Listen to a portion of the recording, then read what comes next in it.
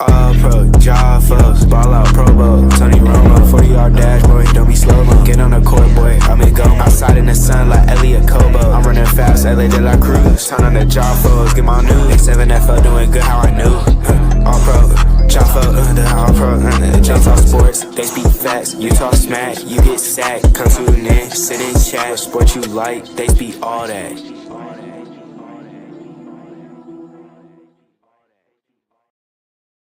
Hey, yo, ladies and gentlemen, welcome another episode of the All-Pro JAFFos, bringing you the highly elevated sports talk for the highly elevated sports fan. You guys already know me, your host, JP, DJ Mad 6, and EJ Whistle will be on in shortly, but I do have a guest with me, ladies and gentlemen. Some would call him a rising star, others would call him a superstar. Already in the A7FL for the Silk City Animals, quarterback. Ladies and gentlemen, please welcome to the show, Mr. David Tender. How you doing, David? I'm doing good. Thank you for having me. Absolutely, sir. We I mean, we're trying to talk to as many people as possible. March 16th, the season is coming up. There's a lot of anticipation. There's a lot of talk. But I definitely wanted to try and get you on, especially because you have brought, and I know it's not just you, but just for the sole purpose that you're here right now, you have been one of the main pillars and reasons why this Silk City Animals team is being talked about as much as Mhm. they are. Yeah.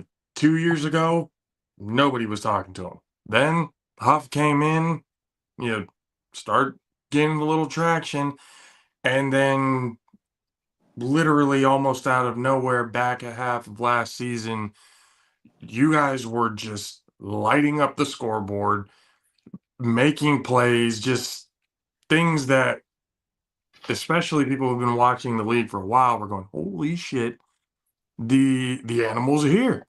The animals are here, and you've been a big part of that. I mean, we could go and watch a lot of the highlights, and there's a few of them that I'm looking at going, okay, there's no reason why he should have gotten out of that, first of all. There's no reason why he should have gotten that pass off. But hey, here we are doing things.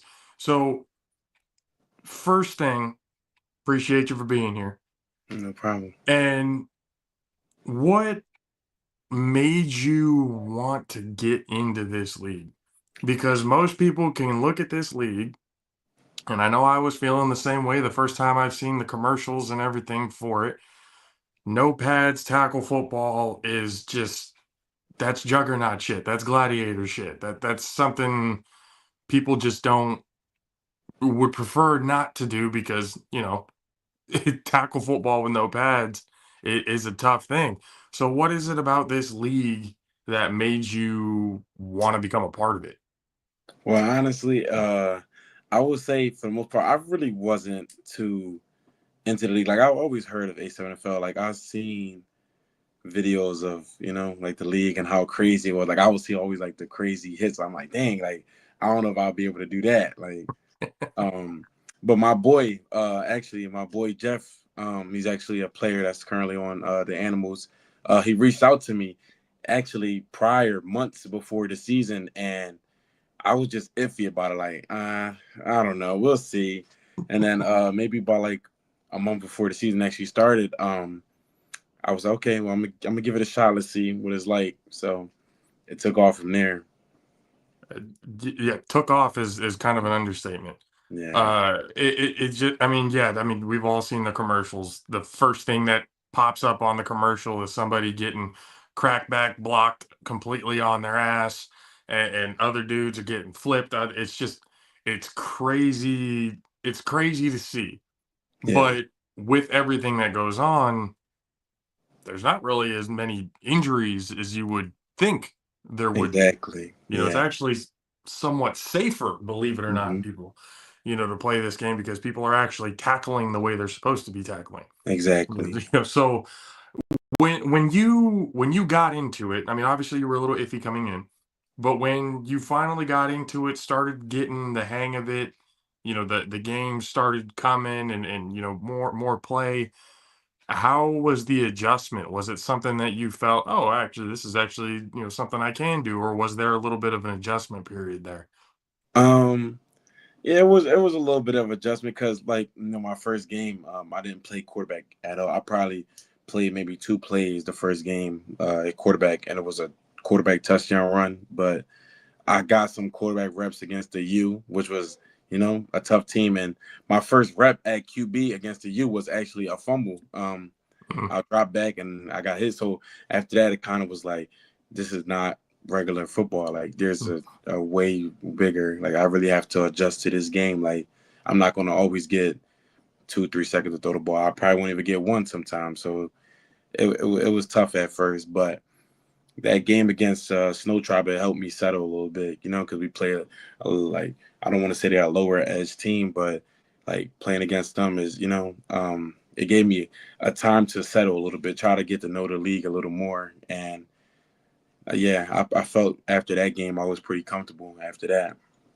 So you've played flag, you've done obviously tackle football with pads on and everything outside of this. They're starting to become, I shouldn't say starting because like these last 2 years have really, started to kind of bring in a plethora of players who play flag. Yeah. And as you kind of see the league for what it is, and I mean, with all the laterals, all the play, like there's just a whole lot of stuff that with flag, it's kind of integrated into the game, a little bit more this year. So having that flag background, was that also somewhat helpful? With going in. I mean, obviously, flag is not involving tackle football and every, there's contact, parts of flag, Right. but obviously it's a different sport. But was flag is that kind of one of those, it integrates a little bit easier into this game compared to tackle football with pads on?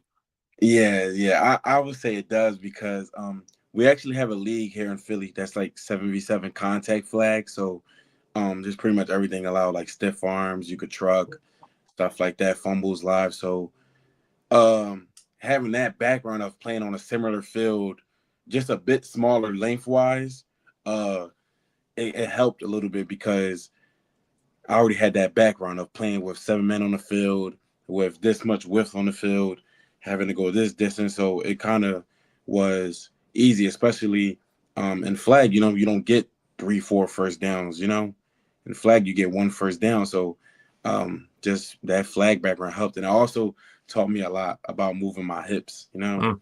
Moving around and stuff. So it definitely taught me how to move around and get out of those tough situations like people see. So I'm definitely looking at him going like, there's some moves there that it's like, oh yeah, no, that you could see how flag would definitely integrate it in that. And it's funny to me because these last few years, the guys have been, that I mean, Big Rob, I love you, bro. I love you. But he was one of them that said, the flag guys, this is different. They're not going to be able to do this. But then slowly but surely, the flag guys that were coming in starting to, in a sense, prove the toughness that mhm, that yeah, we may be flag football guys, but we got just as much grit and the same amount of toughness as anybody else does. Yeah, right. so when we're in a situation now where I would probably say a good majority of the league are flag guys or guys who have played flag in the off season and everything else like that. So it's now that argument of, oh, are they going to be tough enough to? No, they're definitely tough enough to join, and they've definitely made the game a little bit more exciting. And that flag being able to move and the hips and avoid tackles, everything else like that, being slippery, it definitely works. It helps. So now you're coming into your second season, hmm and again, back half of the season last year, some people were just like, "What the hell is go who?" The animals are putting up points that you're forcing the top tier teams to have to play perfect ball. Everyone, there were some people, "Oh, well, the BIC dropped 82." Yeah, but the animals dropped 60. They Eight. had the BIC had to drop 82. in order to win that game. You know, Hmm. so that there's a lot of, things from last year. Now that we're coming into this year, I've spoken to Matt Ryan and I've asked him, what about David Tender, about Ghost, about the whole, Silk City Animals team. Is it one of those? Is it a one-off? It's like, no, no. There are people who are already looking at this team, me being one of them now, especially that I've seen everything that I've seen. You guys have poised yourselves to be one of those top teams, especially in the Northeast, Hmm. being able to compete with the U, being able to compete with the BIC, and actually have that respect. So now going into this season, obviously winning the championship is everybody's goal.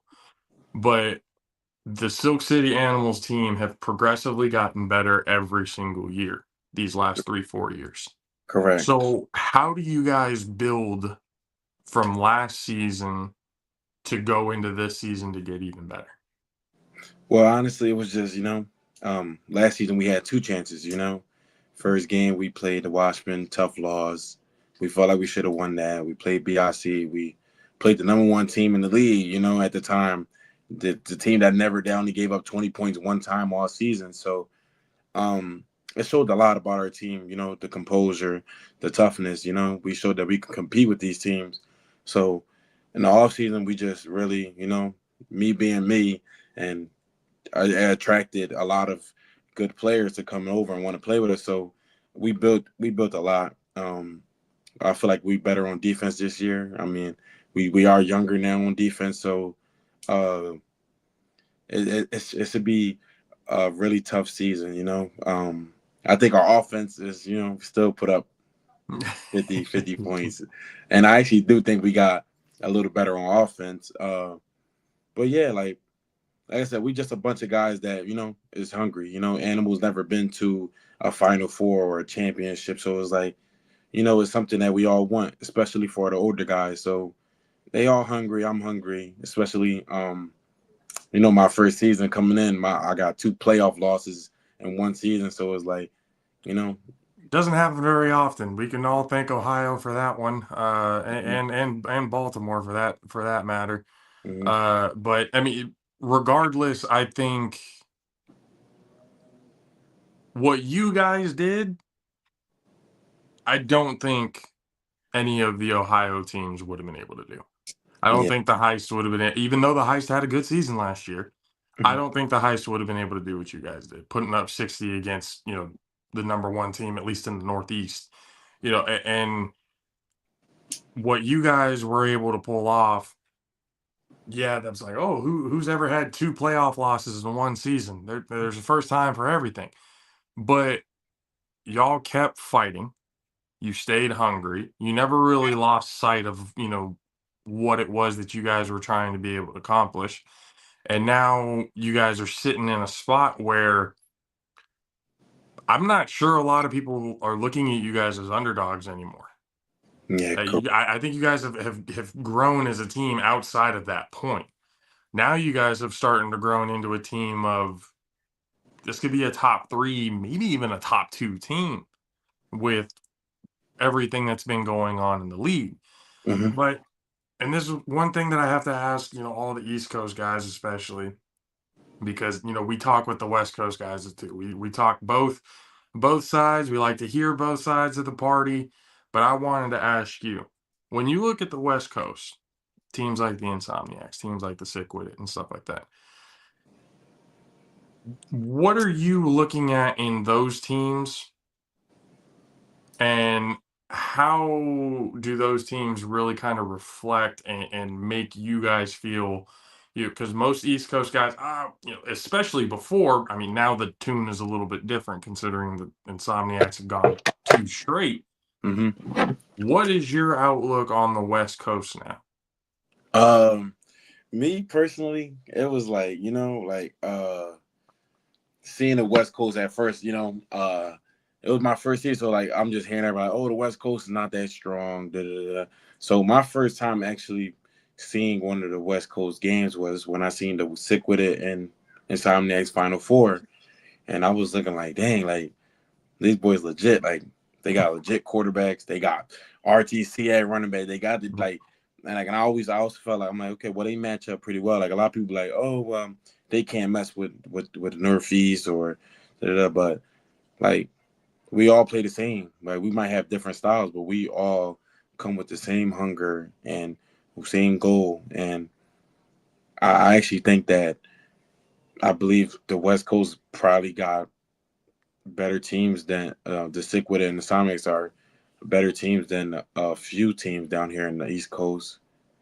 But yeah, like just seeing that BRC game, like that Sonics, like a lot of teams don't go down 10 points in the fourth quarter and win that game, especially against a team like BRC. So it's stuff like that, especially like you go back to back. So it's like you don't just go back to back by luck. So it's like I said, like I have a lot of respect for the West Coast. I actually look forward to playing one. And hopefully, this season is the chance. But yeah, I have a lot of respect for them. I think they are very well talented over there on the West Coast. And yeah, I do like the Somniacs though. They are some No, like they're definitely a good team. It's a team that I mean the West Coast hadn't given a whole lot of respect to. The division at least at that time it's gotten stronger now, but at these last 2 years the argument had always been the division's not that strong. The Insomniacs are the only team out there in the West Coast. This is this and that. But now their first championship, I mean, they played against a Tampa Bay Nightcrawlers team who, in the beginning of the game, was beating the shit out of them with only 8, 9 guys, on the squad. But obviously, it came back. Things, come into fruition, and they ended up getting the win. But the excuse was, oh, they played a 9 team, 9 guys on one team. Now they played against the BIC and won in the way that they did. They kept, and they stuck around and literally last play of the game, yeah, last 3-on-1 of the game. that was Yeah, crazy. it's this league is turning into something to where every single year it seems to be getting more and more entertaining. Mm-hmm. The playmakers on both coasts are starting to shine a whole lot more. And you really only had, God, not even a handful of games really last year. How do you, out of all the things that you amazed people with last season, how do you build on that? How do you get better going in the next season? Honestly, it was just the talent was always there. It's just riding off the hype, the energy, what I did, I don't usually try to hold that upon me like, oh, I did this, I'm that dude, da, da, da. So it's like going into the season, I take it one game at a time. Like I know that a lot of these guys are on the same level as me, but I know that what I can do, I can run the ball, I can throw the ball, and it's just different. So I mean, I'm riding off that energy, winning Rookie of the Year and Offensive Player of the Year, and being the only quarterback to put up 68 on the number one team at the time. It's definitely a lot, and a lot of people do think that some people might think that it might be a sophomore slump, and some people think I won't do it again. But you know, uh, y'all see week one. You'll see 50 points week one. Yeah, so. There's a humbleness to it. There's a humbleness to it, Yeah, and then I there's got my back. also a little bit of a brashness to it, but that's okay. Everybody you gotta have that little bit of something to be able to keep you going. So it's like you guys have a team now that is poised to do something a little special for this Silk City Animals organization. Yeah, They're in a way this is almost uncharted waters, yeah, for the organization. So that it comes up to, since y'all haven't been there, can you get there? And exactly, when you do get there, how do you how do you react? How do you respond? exactly, So as as a quarterback, obviously field general, you got to be able to know, what's going on at all times. How do you now, or like, is it easy to read defenses? Is it difficult to read defenses? quarterback play in the A7FL is obviously very different than anywhere else. So Mhm. what is it being a QB in essentially the division that you guys are in? Honestly, I mean, my eyes lit up. When I first played against the defenses in this league, my eyes light up every time. I see a lot of man coverage. Hmm. Reading a lot of man coverage. I've rarely seen zone. Um, so it kind of was easy for me. It's either my wide receivers are going to be open or I'm gonna have to run. So it wasn't hard at all reading the defenses. I always kind of can tell coming out of the snap. I'm out of the huddle about what they are matched up in. Like BIC, we knew they were going to play man all game, so it was just about adjustments and using my running backs out the backfield to try to get that linebacker to move because they were trying to like QB spy me kind of, Mhm. but kind of worry about the running back. I So mean, come yeah, on, they kind of have to. yeah. So yeah, it was just getting to that Watchmen game. Like there was a lot of adjustments to go into that because now they know who I am. Now they want to stop me. So it's like now I have to really learn and read these defensive coverages and control myself in the pocket. And I want to get too antsy on my feet and want to have to use my feet. So reading a lot of the defenses, it was just man, I don't think I've seen a zone coverage once last season, honestly, but Huh? I do think that I probably will see it a lot more this season. I believe so. So we'll see. I don't know. I hope. We'll see what the adjustments are because Yeah. probably the reason why you've seen so much, man, is it honestly is pretty difficult to run zone in 7-on-7. Yeah. Exactly. It's not, and you've got 100 yards to cover. It's full on. With 7-on-7. I mean, yeah, the sideline to sideline's a little bit different. It's a little bit more condensed, but it's a lot more difficult to run zone when you have that many people on the field. Hmm. So now you have a team that's poised. I've already said this. So now where this team goes is dependent. I mean, I've talked to Matt on this. I've been trying to talk to everybody in the league really on this. It, I think it's going to come down to how you guys carry yourselves. Hmm. And at this point in time, you guys have been pretty humble about it. When you guys get in game time, there's the shit talking. Of course, that's going to happen back and forth because it's the game of football. It's competition. But if you guys can essentially keep your head on your shoulders and just be able to block the noise out, things can go pretty well in y'all's favor Hmm. because there's a sense of pressure now from especially the top tier teams going, okay, we're not the only ones here anymore. It's not just BICVU. Which one of them is going to make it? There are other factors in it now. So how do you, as the quarterback, how would you be able to keep your team poised, keep them in the zone, so to say? Honestly, they ride off my energy. As long as I'm on my game and I don't break down with frustration, or if I don't give up, they're gonna fight right along with me. So, like I said, we have two good owners. Like I said, they trusted in me. They brought me on the team. They gave me the keys from day one, even though I didn't start from day one, but they gave me the keys from day. So it's like they believe in me. They all ride off of my wave. They all believe in me. They all believe that I can carry them to the championship. And yeah, that's just they ride off me. So going into these games, if I feel like we could walk through these teams, they're gonna be right behind me, feeling like we could walk through these teams. So that's another big thing this season is the energy. It's Hmm. not just they not just riding off me. They all have the same energy. They don't need me to be like, okay, well, Tender's on this, Tender's ready to kill. We're ready to kill. They all have the same mindset.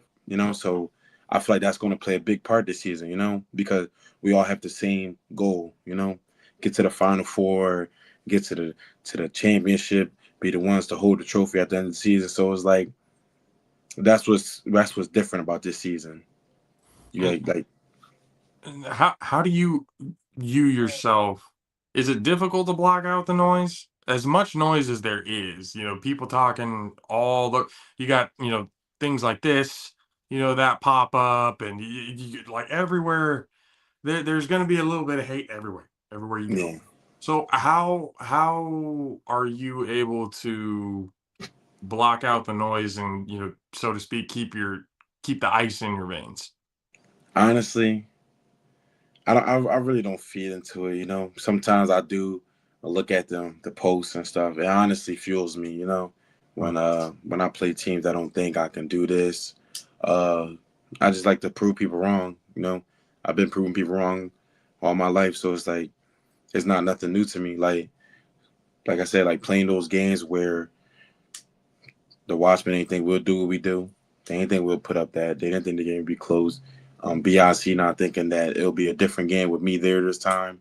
So it's like I like it. It gives me a fire in my body. Like it makes me want to go out there and do more than what I want to already do. So yeah, I definitely tune into the haters. I see it all. I don't tend to respond though as much as I'm a pretty quiet person, especially on the field too. I don't really talk that much. I let my game do talk, but yeah, I like the hate though. I want more of it actually. I want people to continue doubting us and doubting me, and let's see where it takes us.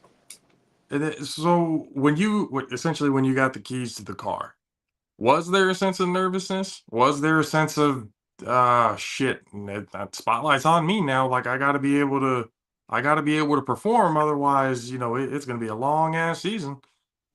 Yeah, it was. And that game was actually the DC Buzz game. Mm.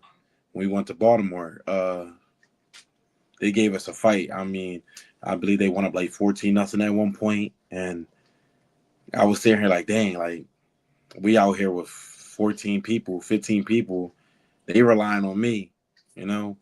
And if I don't perform, it's gonna be a long season because, no offense to the DC Buzz, they were one of the bottom of the barrel teams, and we were out there struggling with them. So it was like, yeah, but like I said, it just took one touchdown. It just took one touchdown to really light it up. And after I got that one touchdown, I mean the Snow Tribe game kind of gave me that groove, but that DC Buzz game really solidified it for me. Like, okay, I know what I can do here in this league. Like, I just it clicked from that day on. Like, we didn't play after that DC Buzz game. We probably didn't play for another 3-4 weeks, and we didn't play the Watchmen for another 3-4 weeks. So like I said, like it really clicked on how I could do this, when I could do this, and it just was straightforward from there. So yeah, I know they rely on me, and I just want them to know, the guys that's watching, that I do got y'all back, and now forever. If y'all need to rely on me, I will. It only takes Complete. a little bit, to kind of get the cobwebs loose and, get the nerves shaken out, those first game jitters and stuff like that. It happens to Yeah, everybody, and anybody who says that it doesn't happen to them, you're a fucking liar. yeah, It happens to the best of them.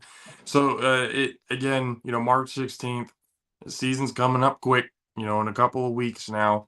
Um, the one thing that I've been kind of in questions with, especially when it comes to this league, is certain teams traveling to certain areas.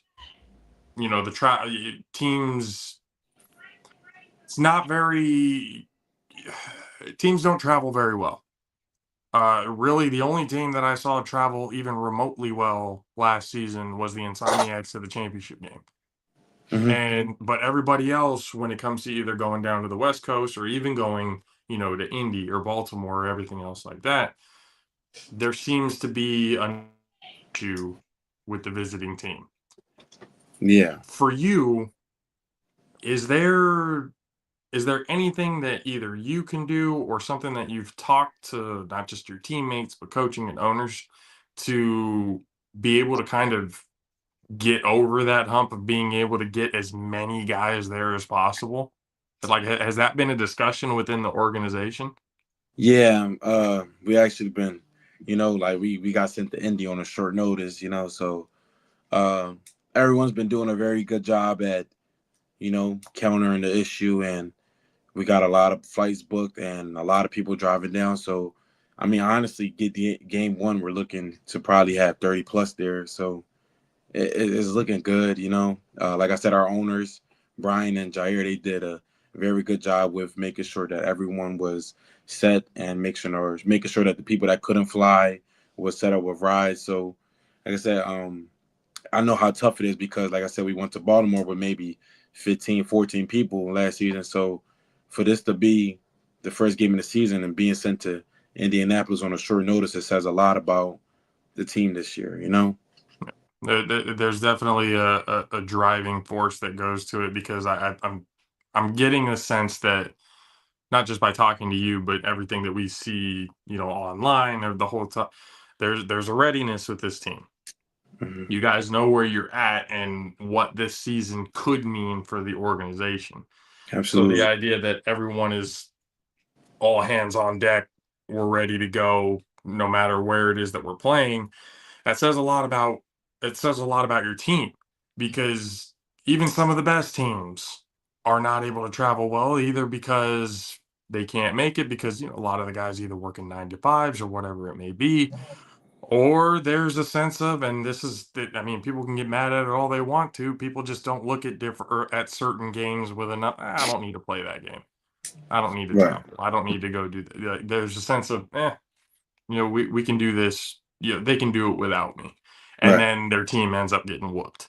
It Exactly. just there's different things in different circumstances. So it's good to hear that there's actually talks within organizations.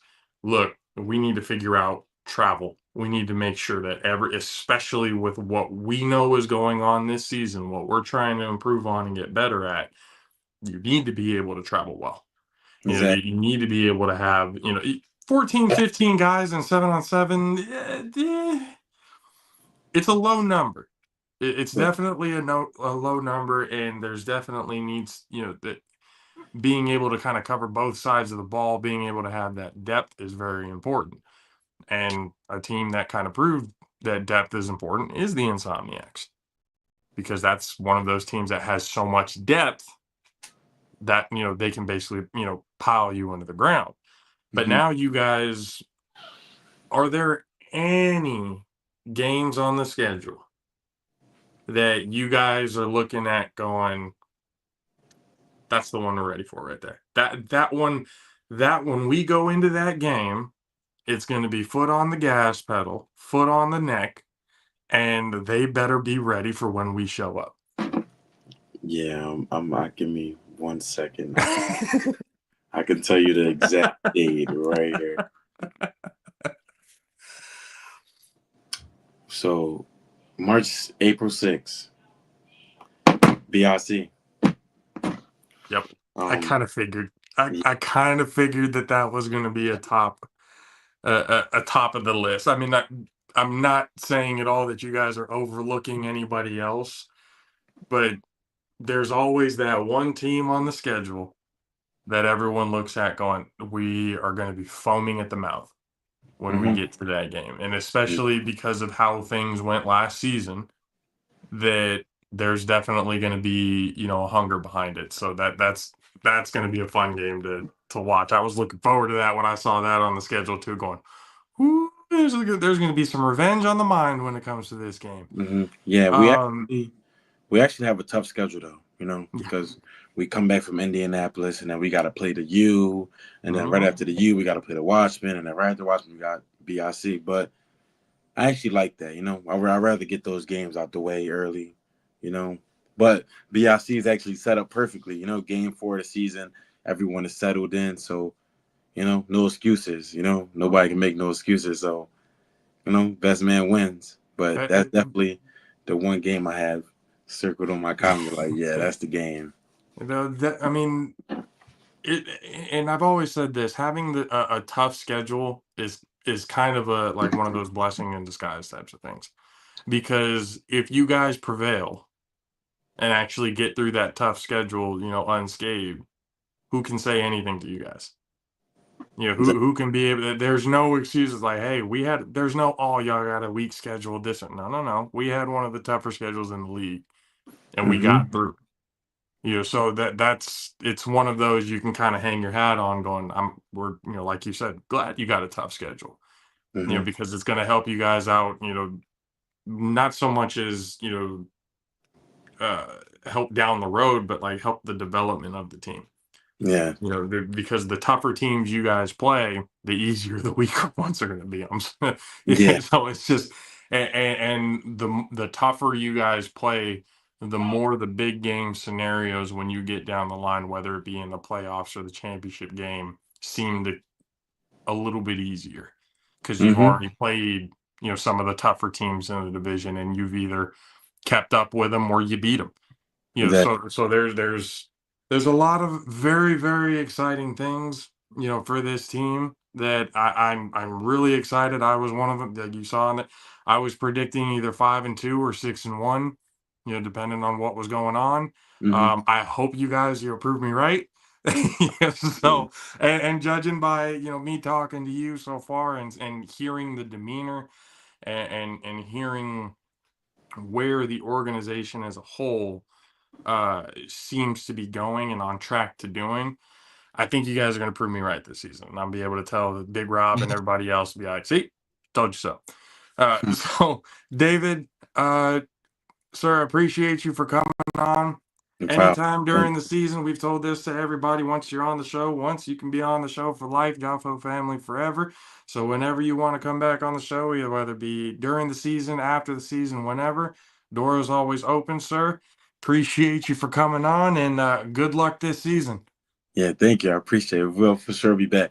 Probably we'll talk after Indianapolis. I'll be back on after week 1 so we could talk about that. So Sounds I good, sir. appreciate you guys for having me. Thank you. Absolutely. Absolutely, ladies and gentlemen of the Jaffo Army. Once again, quarterback for the Silk City Animals, Mr. David Tender, DT3. We'll see you again, sir.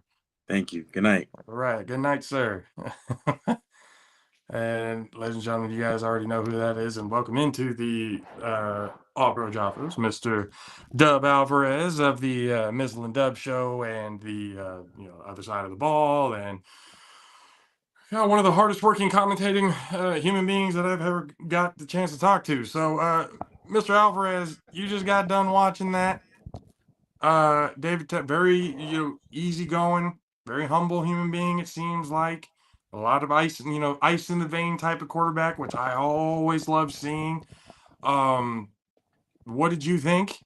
And how is this you looking, at least for the Animals team in your eyes? Well, again, the Animals coming into the season is everybody's sexy pick to perhaps add some chaos to the Northeast Division of can they join the U and the BIC in that upper echelon tier, and can also, along with the Watchmen, can they get back into that upper echelon tier?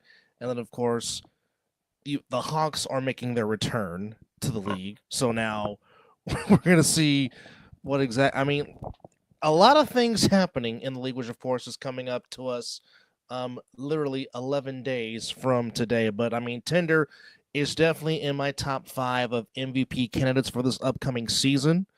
But, I mean, they said that they were going to bring some people after their impressive performance against the BIC back in the playoffs back in the summer. So, I mean, get on the train now, March 16th. I'm just telling you right now, if you've never watched A7FL football, do yourself a service. We have plenty of games you can decide from on YouTube from the Midwest, from here in Vegas, from California, from the Northeast, in Baltimore. I mean, get yourself ready now. Prepare yourself, because you're going to see some exciting football starting March 16th in a region near you. Check your listings. Check what channel you can watch it on. Like I said, it's going to be some. I mean, there's a lot of things coming into the season. Can the East Coast reclaim their throne that they haven't had in 2 years? Of course, can the Insomniacs make history? First, can they join the U at the table with 3 for the most league history? And most importantly, can they three-peat? We didn't have a three-peat in the NFL. No, will we have thank one? God. Will we have one in the 87 final mark? But I mean, like I said, it's just, I think the way the Animals performed against the BIC, putting up 68, I think that gave them motivation to be like, you know what? We're just missing a few pieces to where we could possibly have that conversation and perhaps join BIC and the U at the table. Like, you know what? We're here and we're trying to take what you guys have established. Because, as you've said many a times, BIC and the U, they are the pillars of what is the A7. There's no question about that. There's no disputing that. There's no arguing that. However, with this impressive run the Insomniacs have been on the last 2 seasons, to where we're just counting the national season, where they've gone 21-1 and have won back-to-back. And they've won back-to-back in impressive fashion, being down double digits in both of those games. Certainly to the best team in Florida, in coming back against the Nightcrawlers, down 12. Again, down 10+ against the BIC with Ashante Worthy and Sterry Codrington and Ole Bell and Courage Mosley and all those guys.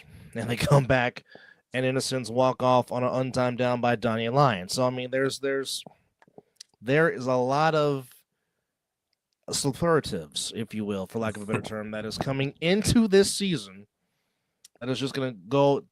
I mean, it's just, I mean, the Snow Tribe disbanding and joining other teams, the Force retiring, and now their players joining other teams. I mean, this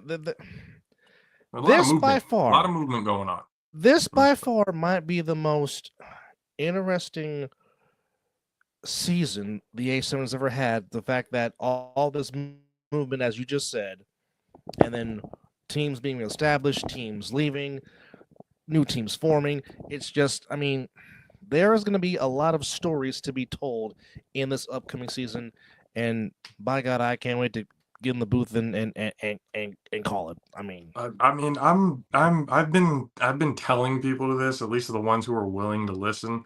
I mean, obviously we've been very, huge fans of this league, but I've been telling people, compared to all the other spring leagues that go on, UFL, Canadian League, like just everything that goes on,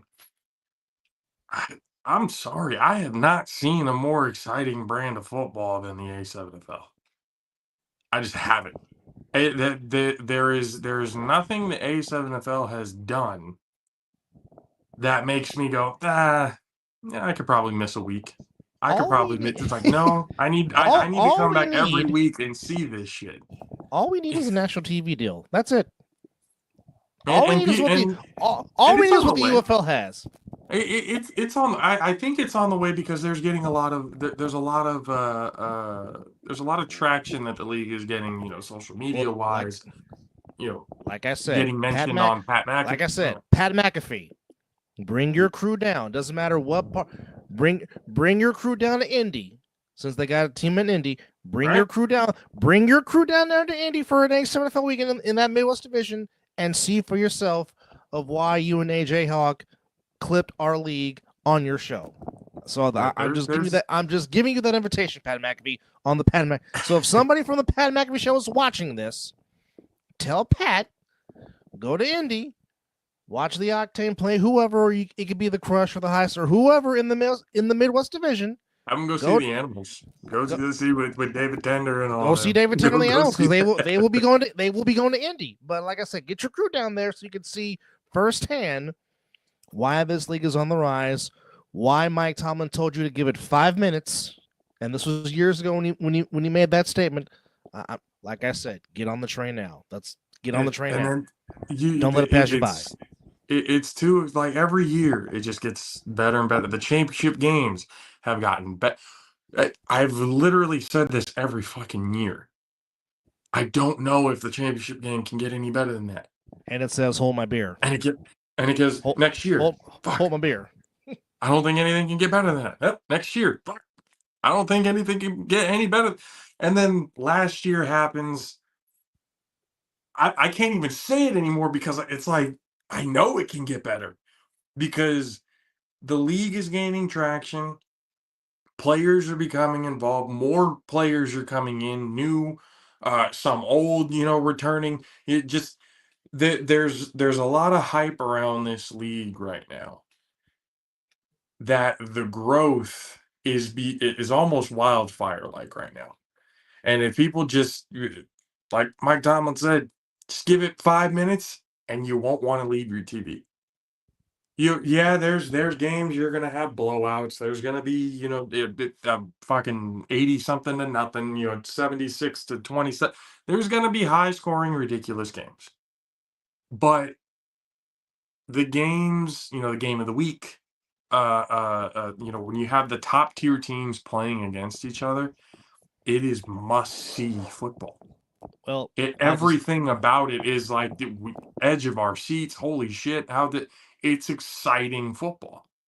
It's just something that people need to understand because I know how people think. I just told Tender about it. Tender said the same thing, going, "Shit, I don't know if I want to get into something like that." That it's just. But if you've ever played Turkey Bowl, it's the same thing, but with a little bit more competition. and a lot more passion. Oh, a ton more passion because I'm sorry, I've never seen anybody get that excited for a turkey bowl. But regardless, people have seen this league and go, "Oh, that's barbaric. There's no real how entertaining can it actually be?" There's a lot of finesse to it, and I actually want to say that I think the flag guys added to that because it was very much like almost a smash mouth league. Mm-hmm. There wasn't a whole lot of The what flag people would guys, say the finesse. flag guys they've added some flair. Yeah, I don't want to say finesse. I'll say they've added some flair because most people think flag guys are finesse. Well, they're not. I say finesse in a good way. I say finesse like more like in that flair category because they have proven that because that's what all the talk was. Oh, they're flag guys. They're not going to be able to handle how tough this league really is. It's not the same as flag. Flags. But the flag guys have come in and added something to this league to where it has become more exciting. The toughness level of these flag guys has really been able to show. Well, some flag guys have won the last 2 championships. So exactly. So you can't really say it now because we've seen that the flag guys can really come into this league and make a difference. And they have. They've added, like you said, a lot of flair and everything to this league. They've changed the way this league is being played, really. Mm-hmm. Like that's just there's no ifs, ands, buts, or maybes about that. Like I can probably debate with anybody. But from what I've seen from the first, time that we started watching this league 4 or 5 years ago, compared to now, it is a stark difference. It really is. It is not the same. It is more flair. It is more excitement. There is more holy shit, types of play. Because during that time, compared to now that you got the flag guys in there going, you know what, we want to try our hand at this. We want to be able to get in there and prove that we're as tough as they don't think we are. All right, we'll show you. Well, speaking of the game of the weeks, folks, first off, starting at 1 Eastern, 10 Pacific, kicking us off is the Octane against the Heist up in the Midwest. Then 4 p.m., 1 Pacific, as already mentioned, as David Turner talked about, it's the Animals against the BIC. And then to close it out on the nightcap, 7 Eastern, 4 Pacific, the Insomniacs and Sick With It one more time to open up the season as they did back in 2023. What's going on? Hello, Mr. Davidson. How are you? And of course, to my co-host, hello, sir. Which, by the way, folks, there will be an episode tonight on the Mizzle Dub Show, so please Another Night Unorganized Owl Adoption edition. YouTube channel, the Night Owl edition. Yes, indeed. As the Warriors continue to cook, LeBron just eclipsed 50,000 points. I mean, say what you want to say about him, and there's a lot of things to be said about him. But I mean, the man has just scored 50,000 points. That's insane. That's a whole nother show to be able to Yeah, have that conversation of why I think it's 50,000 points. Ooh, I'm not that impressed because he's like Shania Twain. That don't impress me much. of the way it kind of got there. So that's just, again, that's a whole nother Yeah, Mizzle. whole nother Week one. whole Yeah, nother show. basically week one. Week one is bringing the fire indeed with those three. I mean, just with those three matchups on the game of the week alone. Yeah, just Which just is starting off. I mean, you got 7 weeks, regular season wise. You've got 7 weeks of just pure entertainment football, oh, and I'm sorry. I misspoken. It's the Animals against the Crush, the right. QC Crush. Okay, so I mean, regardless, yes, you have 7 weeks of, like I've said, the most exciting football in spring. Um, Shit, the way the NFL's been going, it might be even more exciting than that. another correction. It won't be sick in the Insomniacs for week one. It'll be sick against the Hunters in week one, and then the Insomniacs are playing the Gold week one. So my apologies for Gold giving with you any the, misinformation. I kind of like the Gold's new logo. I'm not gonna lie, kind of like Yeah, it the a Gold's whole logo is hell of a lot good. better than what they had before, but Yeah, looking pretty I'm good. anxious to see I'm anxious to see what their uniforms look like. Also, the Hunters have had a lot of people. So there actually might be some depth on the Hunters for the first time in a long time. Which I mean they do have some talent. They do have some talent, but it's just I'm anxious to see once these final rosters are finalized. Like I said, who from the Force went where? Because I mean that's always That was that big yeah. when we found out that the Force were not going to be uh playing this year. When I saw that, I was like, oh, that's going to make things very, very interesting. But I wanted to ask you this: the league is growing as big as it is. We're getting divisions, everywhere across the country, and still more divisions to come. Still more divisions that are being talked about. One thing that I was, especially just talking with, David Tender right now, the one thing that I think the Insomniacs are kind of showing everybody is that depth is It matters. probably It the most matters. important thing It in this league. matters. Absolutely. Yes. So now I'm at the point where I understand the growth is, we're getting different divisions, different, a whole bunch of different players. Do you see a point somewhere down the line where we're probably going to, it'll get broken down into maybe 3 to 4 teams per division Hmm. to be able to have that depth? Because when you have a division that has 6, 7, 8 teams, Mm-hmm. and you only have 1 or 2 teams that have that The depth. depth, Yeah. the rest of the division suffers behind that. So Well, now I look at it going, in order to keep it, or to make it a little bit more competitive, would there be a time where, oh. oh, fucking A, Oh. Shepard and Well. Savion coming in? Okay. Okay. Well. Oh. Yeah, and Whew. this adding depth, adding depth. So that's what I'm saying. Do we see a time where it gets to, there are going to be less teams in each division for the sole purpose to be able to have depth on every single roster to be able to keep it competitive? If that happens, then my guess would have to be then we're doing a traveling schedule. Now if that's the case, that possibly could mean cross country games, and you really can get some fierce competition going. Yep. And then, like I said, if you expand, like which I know very badly, certainly in two places we want to see the A7 come to is your home state of Texas, and of course my home area of Northern California in the Bay Area, which we've been at verbatim talking about on your show on the Mizzle and Tub show. Y'all don't even know. Like Y'all don't even know. we have been purposely promoting trying to get A7 in Texas and in the Northern California I'm and the Bay telling Area. you right now, Trying to get y'all to understand. if Northern California Because there are some if Northern California gets a league, SoCal might as well pack it up and go home. If Texas gets a division,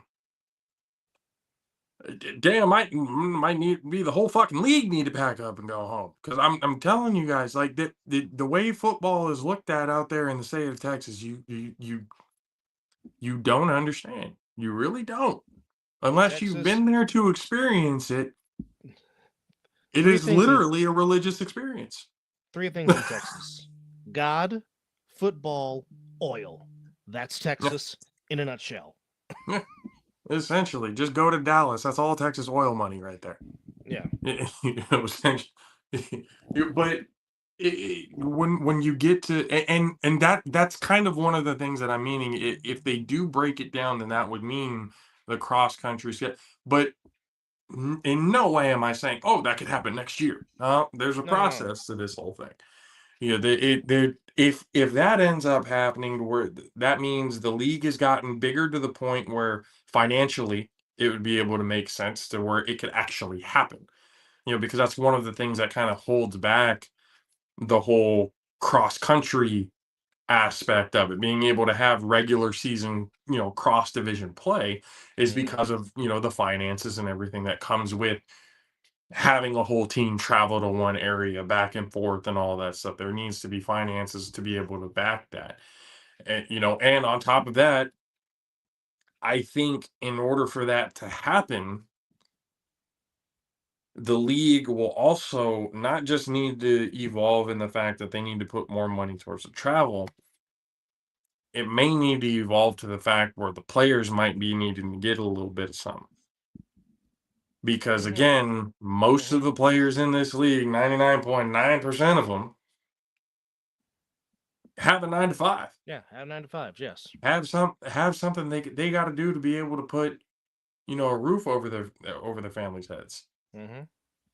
You know, and it's not a guarantee that you're going to win the $25,000 at the end of the season.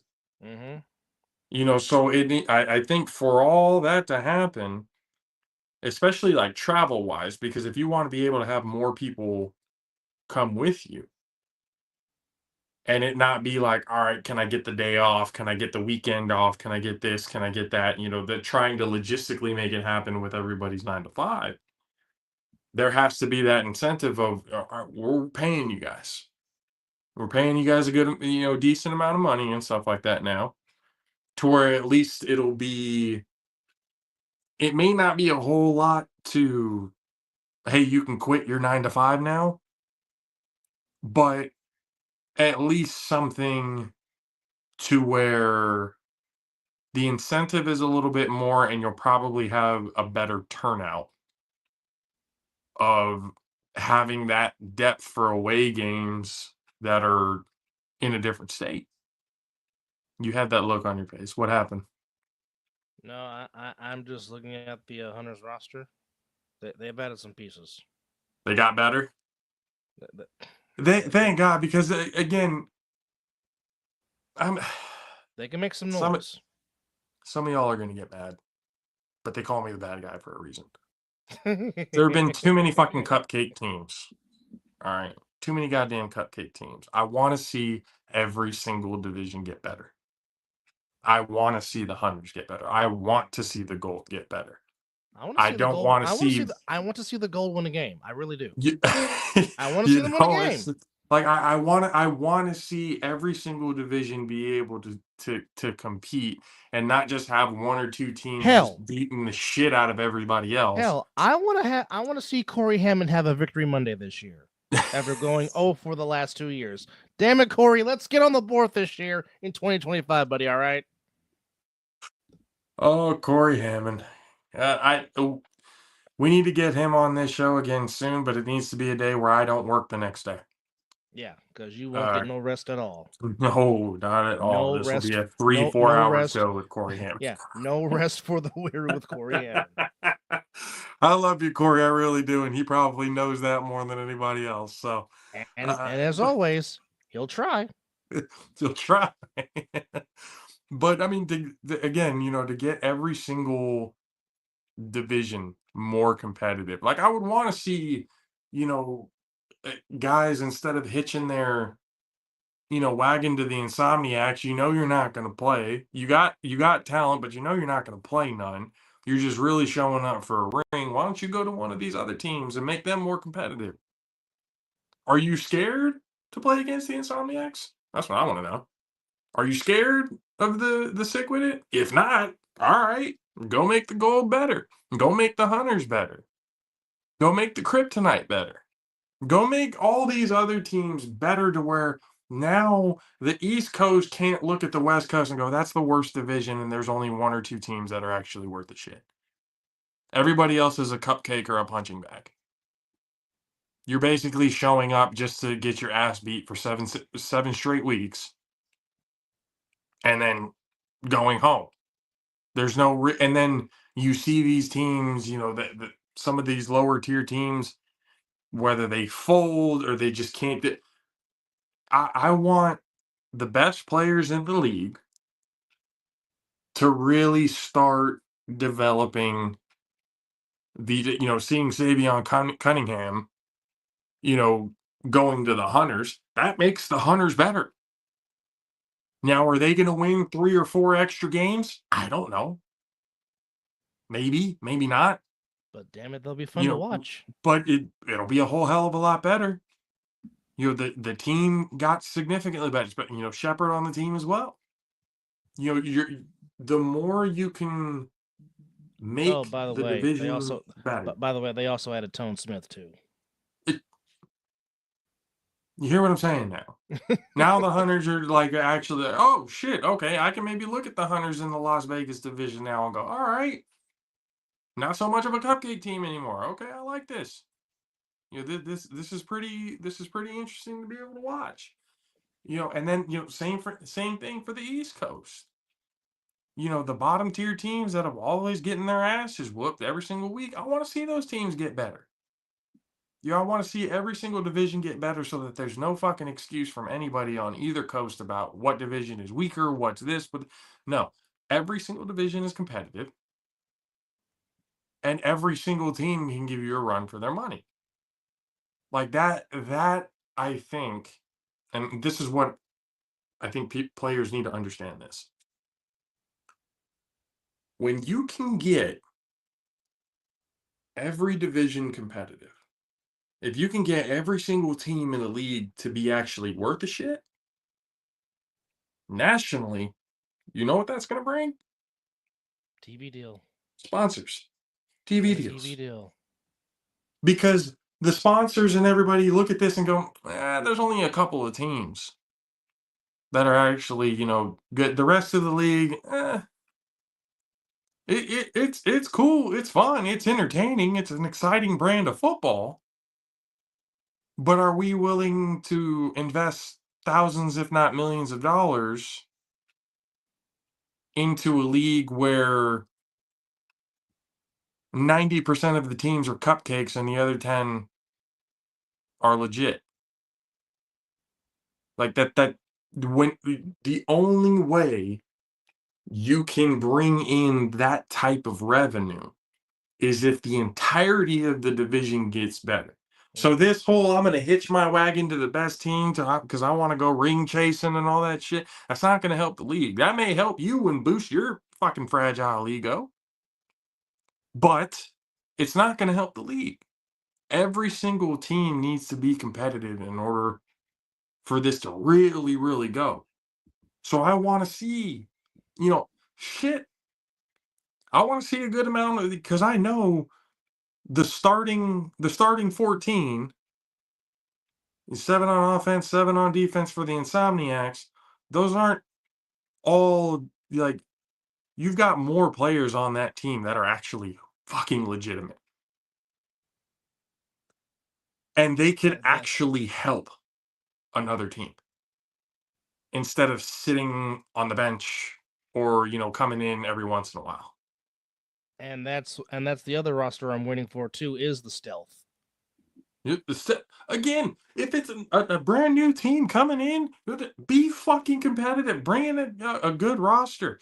Get guys from other spots. But those guys got to be able to get, I'm not going to go play for a scrub team. Well, maybe wouldn't be a scrub team if you join.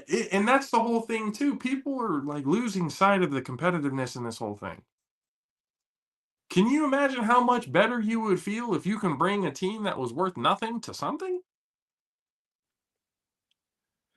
Well, I'll do you one better. Okay, I'll go back to Fall Brawl 2023 when the Alienators were formed. They had a very good showing for themselves in the Fall Brawl, made the playoffs, actually gave the Insomniacs some competition, and that's where we discover the talents that was Devontae Moncrief and of course Jaden Webb. Of course, Jaden Webb went to the Force this past season and balled out ridiculously.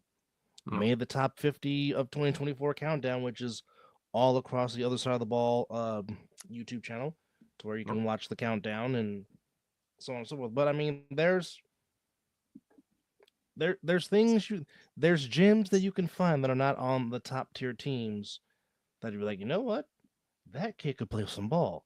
So there's like I said, there's things there's teams you can build around. Like, really. I'm anxious to see these final rosters. Yeah. And how it's going to pan out starting March 16th for sure. Yeah, it's just, for me, it's always there's a goal.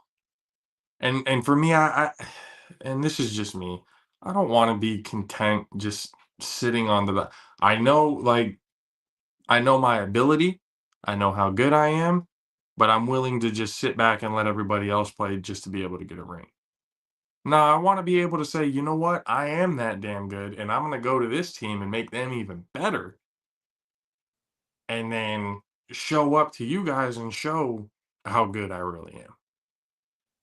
How good, this team can actually be. Again, the Animals were fucking nothing 3 years ago.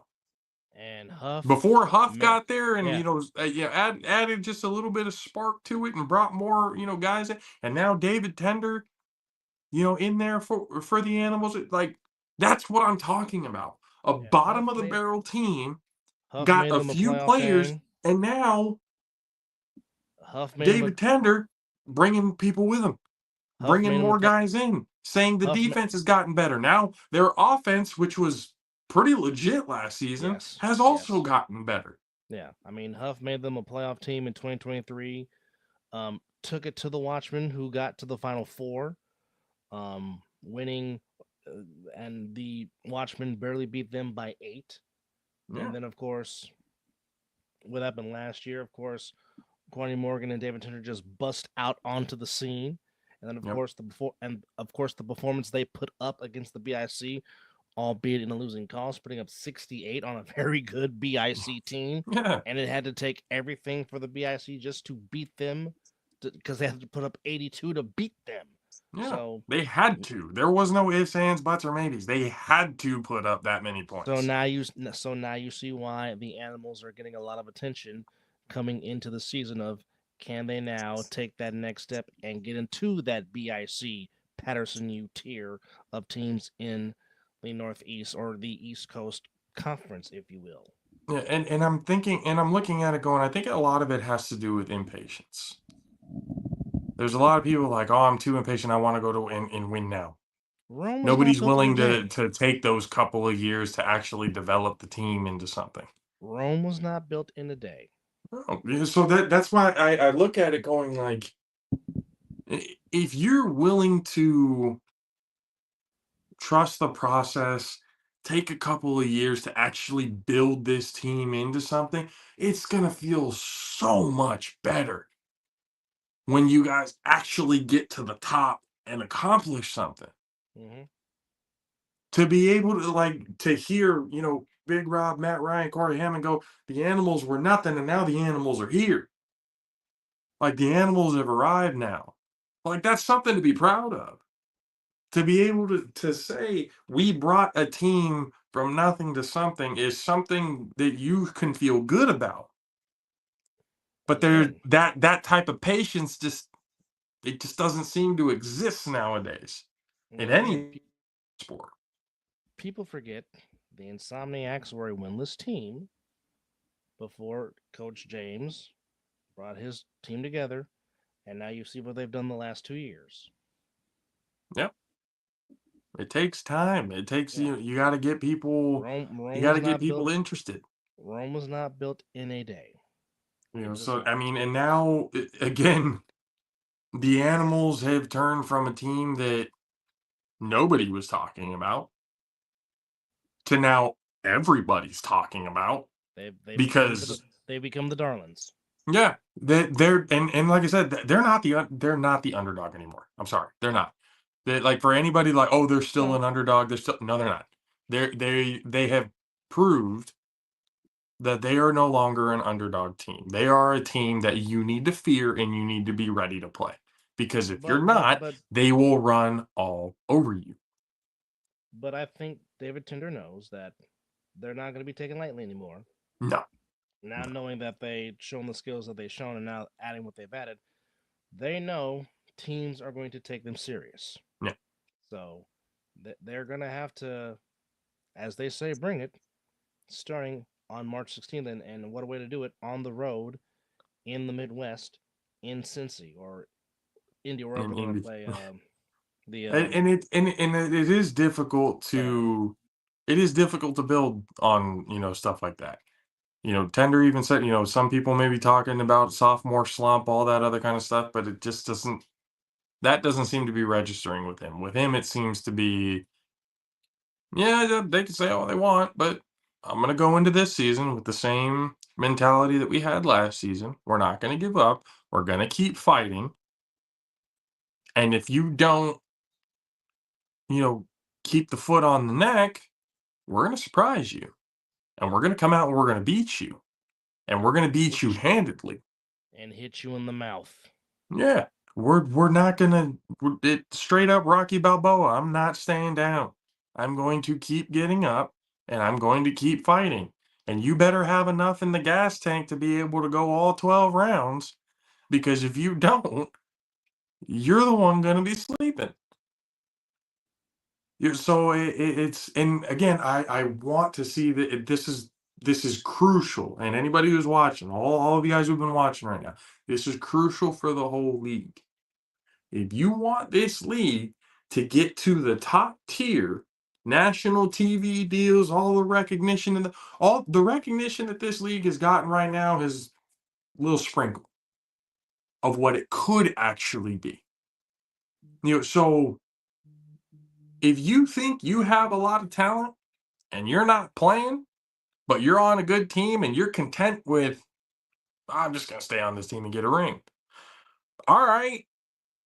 But you're not going to be the one who anybody's recognizing.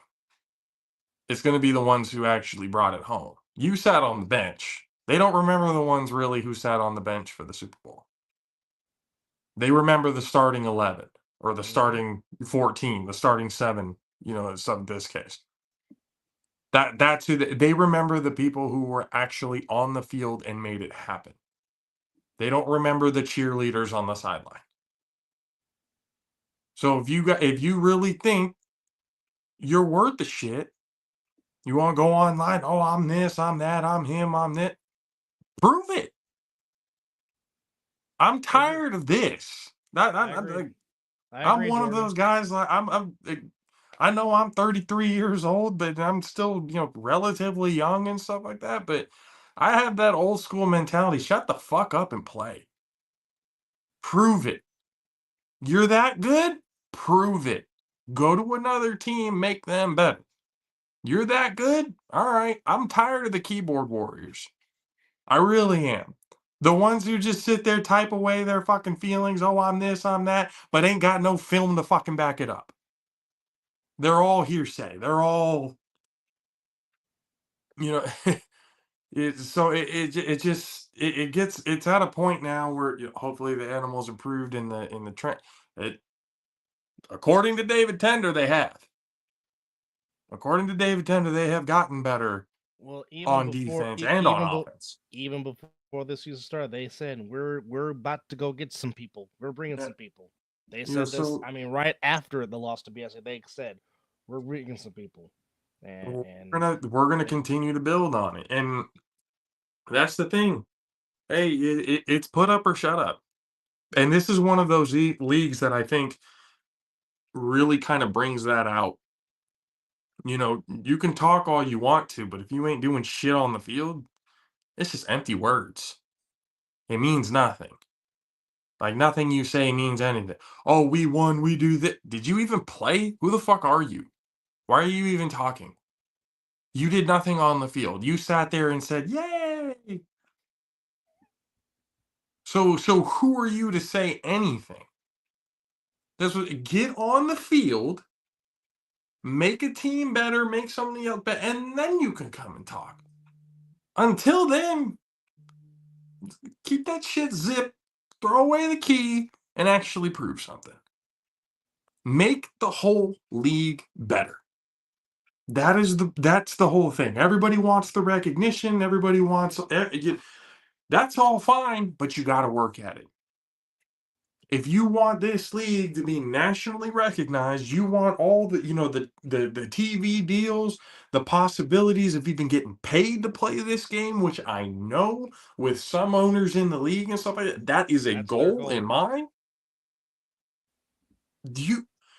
You as players, the owners and the coaches can only do so much.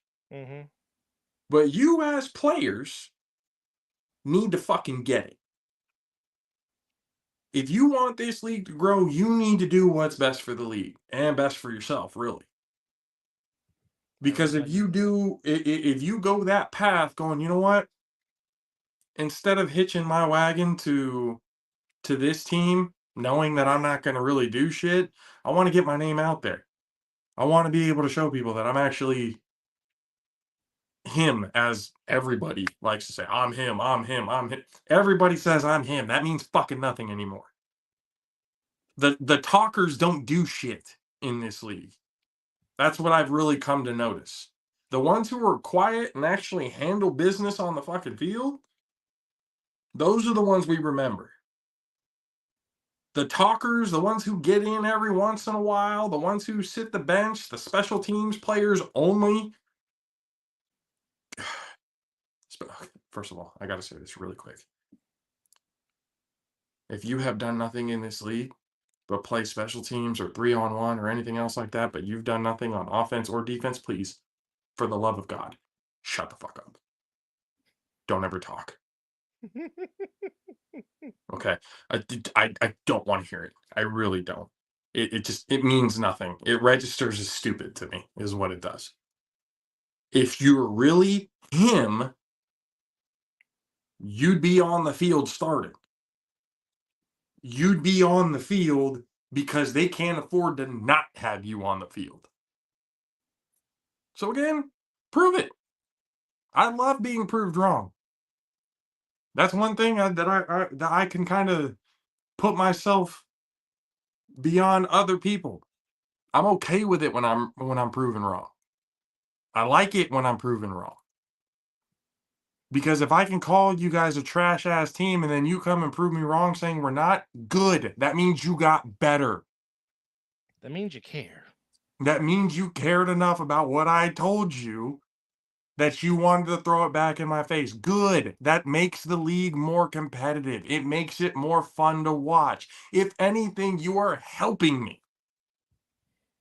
You are helping me prove my point to everybody else that this league is as special as it is.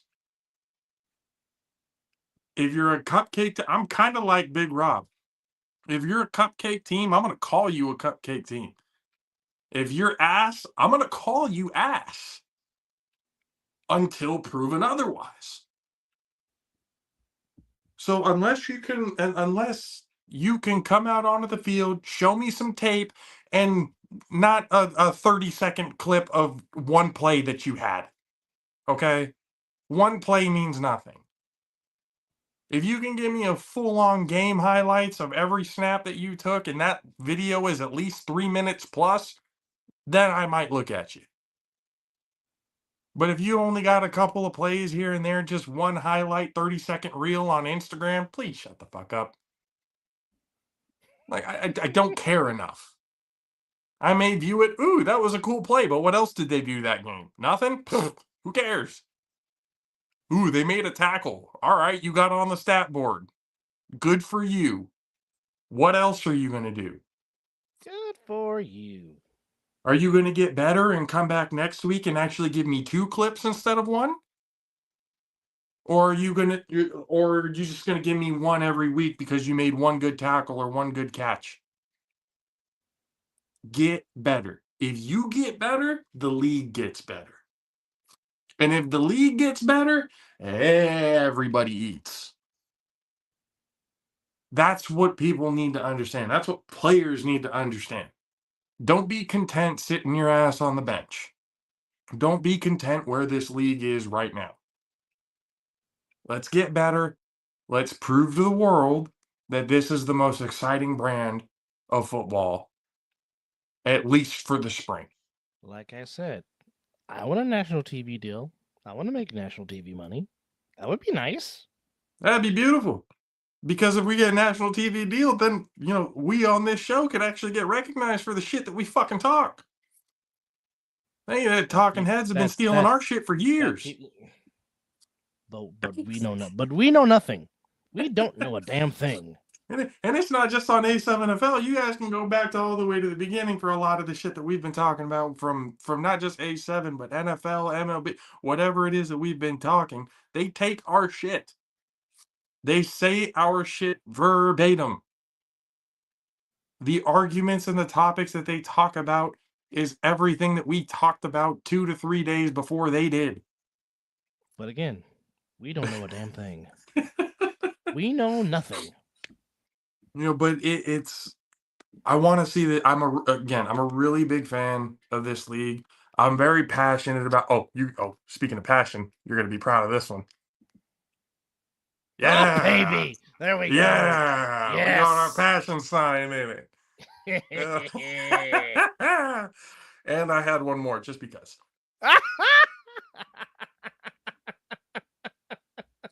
Oh, Bevo. Bevo all day, baby. That's what we do. That's what we do. But it's passionate about this league. We want this league to grow. Everybody who's involved in it, really, that we've talked to, all have the same sentiment. We want the league to grow. We want the league to get better. And the only way that can happen is if every single division, every single team gets better. And I have to say this because nobody else will. If you are too sensitive for this game, in the sense of you're taking competition to the point where you start to throw blows with people, this league is not for you. Mm-hmm. Matter of fact, you probably don't deserve to be in any league, period. If your ego is so fragile that you're allowing others to get into your head to the point where you're starting brawls, you're a detriment to this league and you need to go the fuck home. That's probably why you're not at the next level. It's plain and simple. That's probably why you didn't go as far as that most of the guys who have these fragile egos are always the ones telling people, oh, I could have done this, but the coach held me back. I could have done this, but this held me back. No, you held yourself back. Your fragile ass ego held yourself back. Whatever happened to self-count ability? Holding yourself accountable. Whatever happened to that? I don't know what happened to it, but it needs to come the fuck back. That has become a lost art. Because this fragile ego shit. Oh, come see me. We'll do this. We'll hang out. Shut the fuck up. There's nothing manly about what you're doing. There's nothing macho about what you're doing. You look like a bitch. You look like a punk bitch. And you're doing nothing for this league by doing that. You're not proving your manhood. You're proving to what you're doing is you're proving to other people who may want to invest in this league why they shouldn't. After what happened with the chaos on the Watchmen last season, what investor is going to look at that and go, "Oh yeah, I want to invest in this league"? That was a shame. That was a A crying damn shame. shame. It pissed me off when that happened. We texting everything back and forth, and I was fucking angry. Why? Because fragile ass egos couldn't get it together. And it was a game that we wanted to watch and see as fans. But it couldn't get out of the fucking first quarter because everybody's a goddamn sensitive. It couldn't get out of the first quarter because everyone is so sensitive and has a fragile ass fucking ego. You can get mad at it all you want to, but it is what it is. So check your ego at the door. It's competitive banter back and forth, the talking shit in a competitive form. Cool. I'm all for that. When I play, I'm one of those players. But what we're not going to do is we're not going to let it get to the point where we're fighting. Because I can get into somebody's head like that. I did it last season with the Tigers. I got into somebody's head so fucking bad that they were trying to do excess shit after the play is over. And I called them out in front of everybody. You got a fragile ass fucking ego. In front of the refs, the ref had to come tell me, "Hey, no, fuck that. You want to come and try and do some extracurricular shit after the play and stuff like that? All right, I'm going to call you out. Your ego's fragile. That's why you're playing this. That's why you never got to the next level. Because you got a fragile ass ego, you think you're better than what you are, and you're fucking not. So instead of all this talking, instead of all, throwing blows, doing all this other shit, man the fuck up, have your competitive banter, and make this league what it should be. This throwing blows because everybody, wants to prove their manhood, you're not. You're actually proving how much of a child you really are. Play the game for what it is, be competitive, play hard. It's okay to talk some shit, but once you start getting to the point where you're throwing blows, you have just proven to not just me, but to everybody else how fragile of a fucking ego that you have. And you don't deserve to be in this league. If that's the type of player that you are, get the fuck out now. Get the fuck out now. Go find somewhere else to go. You know what? Matter of fact, sit your ass at home, download Blitz the League, and just play that all day. Because that's all you're good for. Go play Fight Night, go play Undisputed, whatever, just play video games. Play video games, get mad at the 12-year-old that you're getting your ass whooped from who lives in his mama's basement and stuff. Go do that. Because this league is not for you. We want this league to get better. Everybody wants this league to get better. Everybody wants this league to get national TV. Everybody wants this league to get nationally recognized more than just a couple of times, little sprinkles here and there. Oh, this is a cool little league. No, what the message should be is this is a league everybody needs to be watching. This is a league that people need to start investing in, that people need to actually put money into to grow. But that's not going to happen when fragile ego shit takes hold. Again, you can get mad at it all you want to, but if you are getting mad, you're proving my point. So, and again, I like to be proven wrong, so let's see. Are you a weak ego? Or are you going to be somebody who's going to be helpful to this league? Because if you're the latter, cool. If you're the former, get out. Get out. We don't need it in this. I really don't want to see any fights this year. I don't want to see any brawls. I don't want to even hear that, oh, after the game there was a parking lot brawl. That's fragile Eagle shit too. You know, I don't none of that shit because there's no place for it. Because then what that does is it shows like the kids especially who are looking up to this going, oh man, maybe I can do that. And there do be a lot of kids coming to these games. A lot of them. You know, you want to be an example. You know, as an adult, you want to be somebody that these kids can look up to, and yet you're doing this.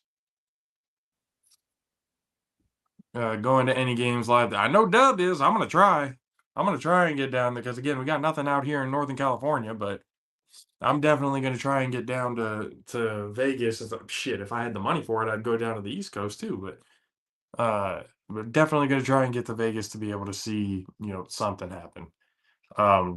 Probably gonna be at the championship game, really, regardless of where it's at. We're just trying to find out the logistics as that comes. So we'll definitely figure it out. We were at the championship game in Bullhead, which was an absolute blast. Probably one of the most fun times, fun weekends I've ever had.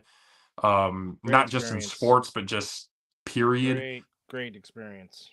Great conversations. Met, basically everybody that we talked to, we got to meet in person. It was a real good. We even have a recap show here on the Jaffos TV YouTube channel, the recap show that happened after the championship game, where every single one of us from East Coast to West Coast were in the same room talking about the championship game. So that it was a hell of a weekend. It was something that I thoroughly enjoyed and would love to be a part of again. So that's gonna happen this year, depending on whether it's championship, another game, regular season, playoff, whatever it may be. We're definitely going to do our best to get down there because that's an experience that we want to keep having. But again, this show has been mostly about A7FL, and I'm all for it. I'm good with it because we need to grow this league. Everybody, appreciate you guys for hanging out with us on this Tuesday. It's getting close to a certain time where I got to go to bed because I got to be up early for work. Appreciate everybody for hanging out. So much fun. Yeah. The only way that we can do this without having to worry about the 9 to 5 is we get down here, subscribe, you hit the notification bell, share it out to everybody, let everybody know. You guys go to jaffostv.com for everything Jaffos TV. We've got a whole plethora of stuff. If you missed last night's show, Indie Vibes with DJ Madsticks, go check it out. It was a hell of a show. Go watch it. I know there's not a lot of people watching right now, but if you're into D&D, we got a show tomorrow. Dungeons & Dragons, the Sable Knights, 7 p.m. tomorrow on Jaffos TV, and then the All-Pro JAFFOs here as well, Tuesdays and Fridays, and then the Ring Psychology podcast, one we had this past Saturday after the infamous fucking John Cena heel turn that just happened. So get down there. Be able to check out that whole breakdown. There's a lot that's going on Jaffos TV, and we're trying to expand even further. Go buy the merch as well. There's a ton of merch on there, and there's only going to get more because the creative juices are flowing, and I've been on that fucking app too goddamn long. It's actually been a detriment. I apologize to my wife. So get down to make it all worth it. Make it all worth it. Let's get the subscriber numbers up. Let's get the merch store dipped into, and everybody buying and stuff like that, so that we can make sure to have this project be an everyday thing rather than just a couple of times a week thing. So appreciate you guys, Jaffo Army, for hanging out with us on this Tuesday. Jaffos, we'll see you guys again on Friday. Dub, appreciate you again, sir, for coming in and talking some A7FL ball. Want to give another shout out once again, David Tender, quarterback of the Silk City Animals. Good luck to the Silk City Animals this season. And good luck to really everybody in the A7FL. Go ahead, Dub. Night Owl Edition coming up tonight, the Mizzle and Dub Show. And just like the Jaffos have their own merch, Mizzle and Dub Show, we have merch. So please go. Yeah. MizzleandDubShow.com. Merchandise. There will be more. Even the super dope Beatmaker 17 KD, he's got some merch on there. So again, we've merchandise got all over the place. we've got a project brewing here for the All-Pro JAFFOs for a super dope beat maker as well. So that's going to be a good one that you guys are going to want to see. Again, So to quote our good friend of Flash Media Sports, Mel Carey, we robbing y'all legally. I'm just telling y'all. it's going to happen. This is where you guys want to be. I'm telling you, there's too much shit that we talk about here that they take from us and put it on their own platforms and act like it's theirs. So trust me, you want to be ahead of the game, you want to be ahead of the news, the takes, all that other stuff, especially in the world of sports. This is where you want to be. So once again, appreciate you guys for hanging out with us on this Tuesday night. We'll see you guys again Friday. For myself, JP, for Double A, from Miss on the Dub Show, for DJ Matt 6 and EJ Wizzle, who unfortunately couldn't be on the show tonight. We will see you guys again next time. Deuces.